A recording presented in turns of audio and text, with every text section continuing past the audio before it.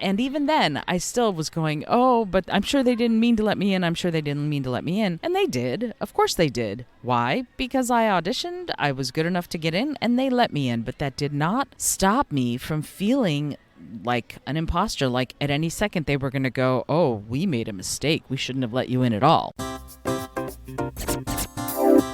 Welcome to the Creative Solutions Podcast. On the show, it's my job to tease out the creative solutions my guests are coming up with to change the world through creativity, social action, and mindset. I also give you tips and techniques so you can do the same. This episode is brought to you by my class, Meditation for Busy People, where you'll learn how to relieve stress and discover clarity and joy in just 5 minutes a day. It's also brought to you by the Brain FM app and this podcast's host, Podbean. Also, follow the podcast on Instagram or TikTok and check out our shop for merch, music, and musings. The links are all in the show notes. Hey there, and welcome to the Creative Solutions Podcast. I'm your host, Izolda Trachtenberg. You're probably going to hear a bunch of noise around me. This is a gorgeous day in New York City, and I just decided to get outside. So I'm in a playground recording this, checking out my brand new ATR 2100X microphone as well. And I'm super excited because I want to talk about something that's super important to me and probably to you if you've ever had Imposter Syndrome. I kind of wish I could have like a big echo on that, and maybe I'll put that in when I do the final editing and everything for this, or the final production, I should say, since I don't edit. So I'm outside there. It's a gorgeous day out here in New York City, and people have brought their kids to the playground, and I went, you know what? I'm just going to come out here and I'm going to do the thing. I'm going to record this episode here. And the reason I'm talking about imposter syndrome is because earlier this week, and if you listen to last week's episode, that's the best way of putting it, time sometimes gets weird when you are recording ahead of time. So the last episode I talked about one of my singing voice students asked to come and see if he could get a Zoom voice lesson because he was auditioning for the Gay Men's Chorus in one of the cities in the East Coast. And I said, sure, of course. And so we had a lesson. And he was on pins and needles because he wasn't sure he was going to be able to make it. He's got a lovely voice. And with just a few applications of vocal technique, he was able to go and audition. And I got a message from him relatively recently, and the message said, just, guess who's a new member of the Gay Men's Chorus? So he got in with just a little bit of application of technique. So it's amazing to me how often we don't feel like we deserve it. And this is something he said, and I'm not going to quote him directly, but along the lines of, there's a paranoid part of me that's going, maybe they made a mistake. Maybe they didn't mean to let me in. Maybe they sent me the wrong email that said, hey, welcome to the chorus. And it took me back to being getting into the Michigan State Honors Choir. Now, I got into the Michigan State Honors Choir as a sophomore in high school, which at that time was pretty unheard of. Most of the time you had to be a little bit older than that. They usually took juniors to seniors. And when I auditioned, I had the worst cold. I couldn't speak. In fact, I could only sing, which was weird. So I walked in and I sang, I'm going to sing when the Spirit says sing, and then Jubilate Deo. Those are the two audition pieces that we had to sing. So I walked in and I sang the pieces, and then they asked me a question. And when I answered kind of like this: I'm really sorry. I have a bad cold. And they're like, what? And I explained that I had a terrible cold and that I could barely speak. And they went, but you just sang. And I said, I know. And I sometimes did wonder whether or not they let me in because I couldn't speak, but I could sing. And they were like, well, if she can get voice out like that when she has a cold, she might be pretty good when she's full voice. And I don't know. But when I got the results, when I actually got the results, I did the same thing as my student did. I went, oh, there's no way. I'm sure that they're wrong. I'm sure that they didn't mean to let me in. And on top of that, I thought that you could get into the SSAA, which is soprano 1, soprano 2, alto 1, alto 2, all women's choir, and the SATB, which was the soprano, alto, tenor, bass mixed voice choir. So I thought you could get into both, and instead of just one. And so I saw myself on the SSAA list that I'd gotten in, which was a huge deal because it was only 100 kids throughout the entire state. And I was super excited. And then I ran over to the SATB one, and I didn't get in there. And I was brokenhearted. But you could only get into one, it turned out. And even then, I still was going, oh, but I'm sure they didn't mean to let me in. I'm sure they didn't mean to let me in. And they did. Of course they did. Why? Because I auditioned, I was good enough to get in, and they let me in. But that did not stop me from feeling like an imposter. Like at any second, they were going to go, oh, we made a mistake. We shouldn't have let you in at all. And so I wanted to sort of get you, if you've ever felt this way, particularly if you are auditioning for or joining some sort of creative group, it's really crucial for your self-confidence and for your well-being to get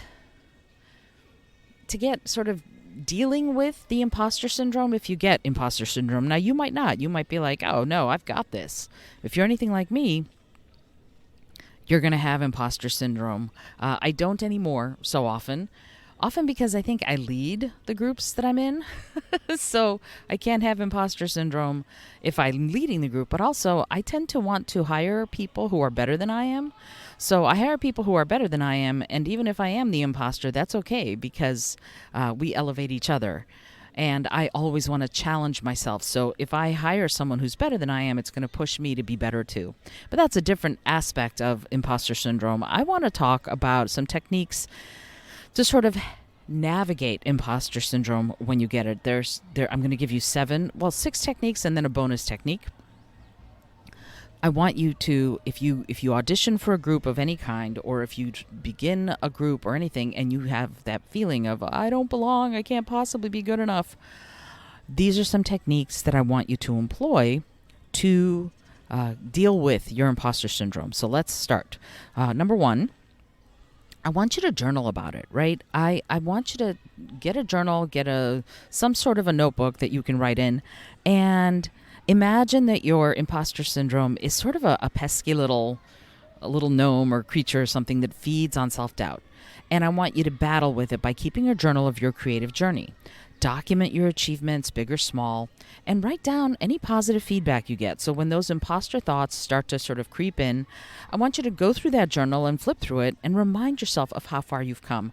And always remember, small steps are still steps, right? This is your personal confidence booster, and it's in written form, and you can carry it with you, and you can flip through it whenever you feel like that imposter syndrome is creeping up its ugly head. But it's also good to remind yourself to credit yourself with how far you've come in general, regardless of the journey, regardless of the journal. Credit yourself with how far you've made it, because that's a huge, huge deal. The next technique is something that somebody's said it's been largely disproven, but I still love it. It's the power pose ritual, right? Imagine Superman or Wonder Woman or somebody like that standing with their feet firmly planted, looking forward with their fists on their hips, and they are just oozing confidence, right? And if you do that, if you go into the bathroom and you go into the stall and you strike a power pose before every creative meeting or session, if you stand tall, put that chest out, put your hands on your hips, like you're about to conquer the world, right? I think it's a way to boost your confidence and reduce your stress, but it also physically prepares you to be more empowered and feel more empowered and act more empowered. And it also sends signals to your brain, to your mind, that you're ready to take on any creative challenge. So do this and then strike the pose. And one of the things that I think we tend to get really sort of in our heads about is that we don't belong.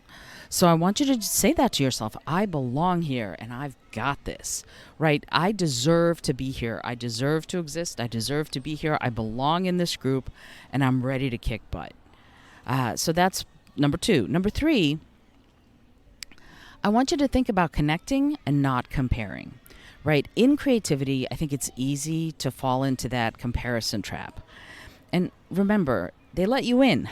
You're part of the group because who you are and what you bring adds value. So instead of comparing yourselves to what others are doing, connect with them. Share your experiences, listen to theirs, and then celebrate the differences and the similarities of what you all bring to the table. I think you'll realize that everyone has their insecurities, and you're not alone in feeling this way. And you'll be able to buoy up others, and they'll buoy you up as you go through this journey together.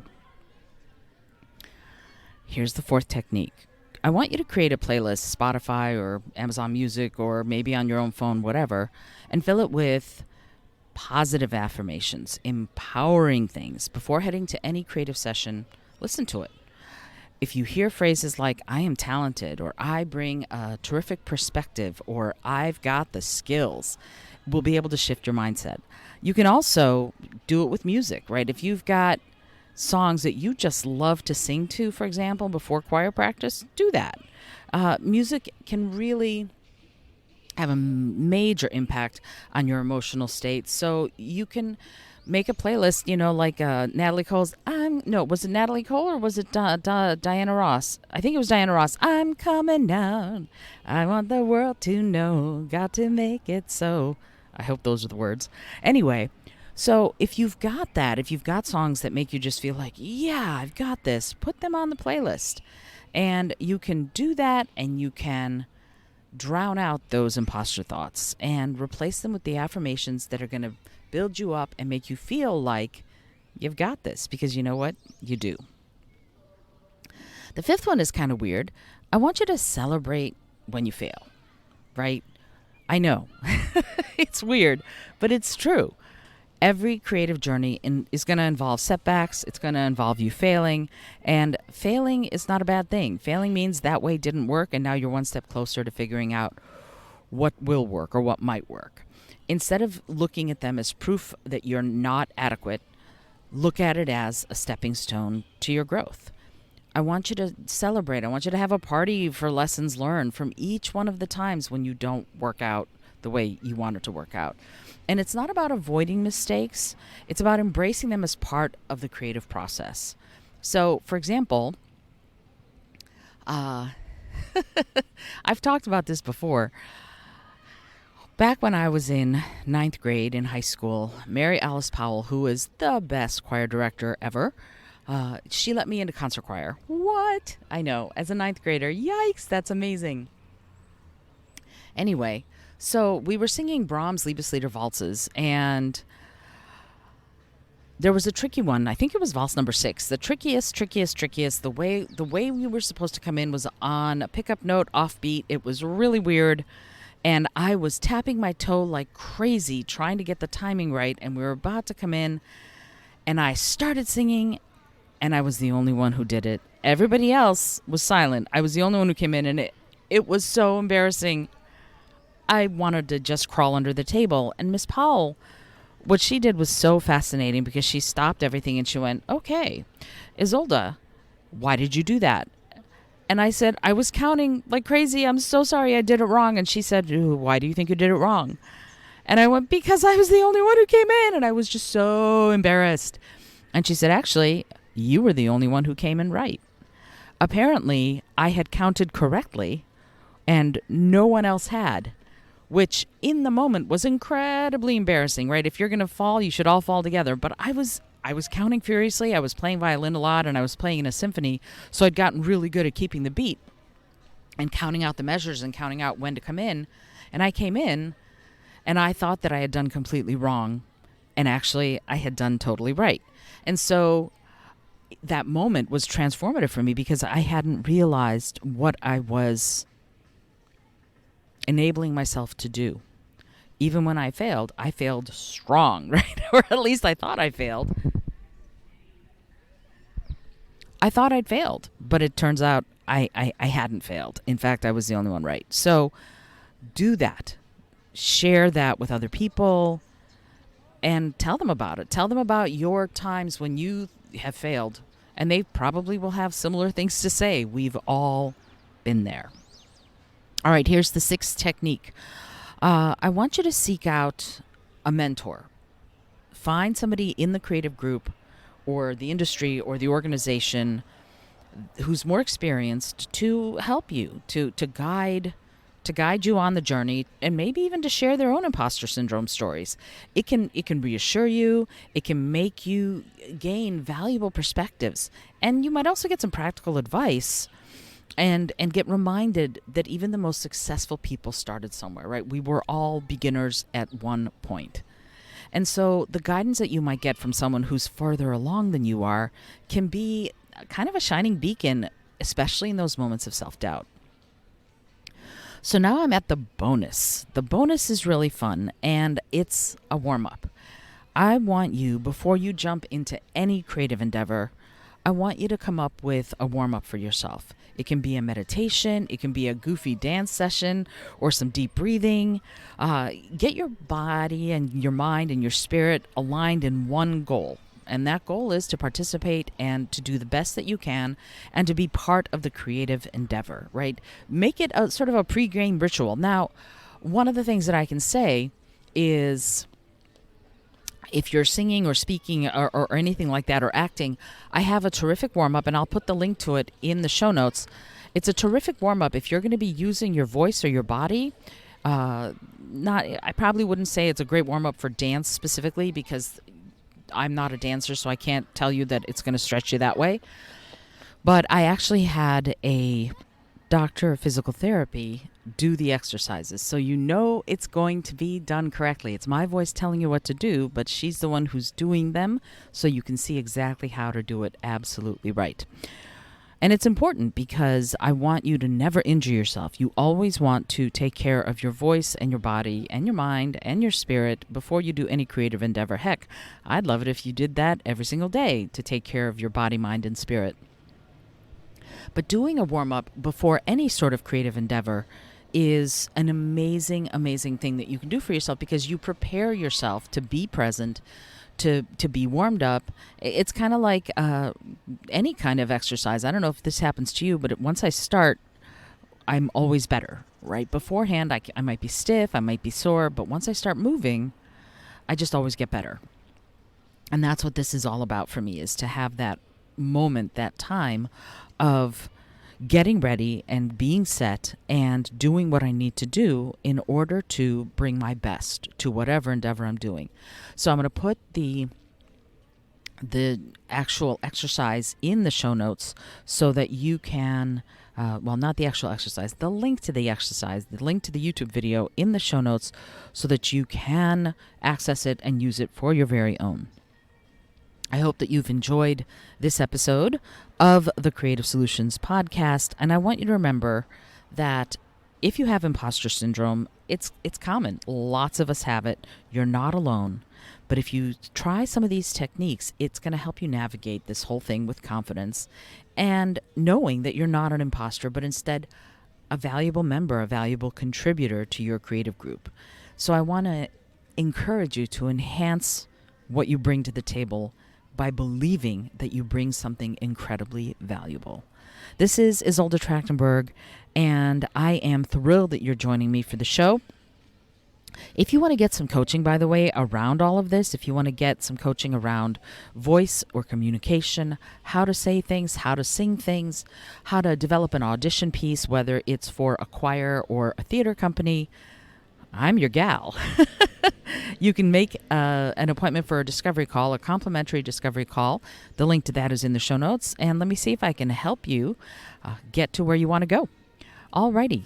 Again, this is Izolda Trachtenberg for the Creative Solutions Podcast, reminding you to leave it better than you found it.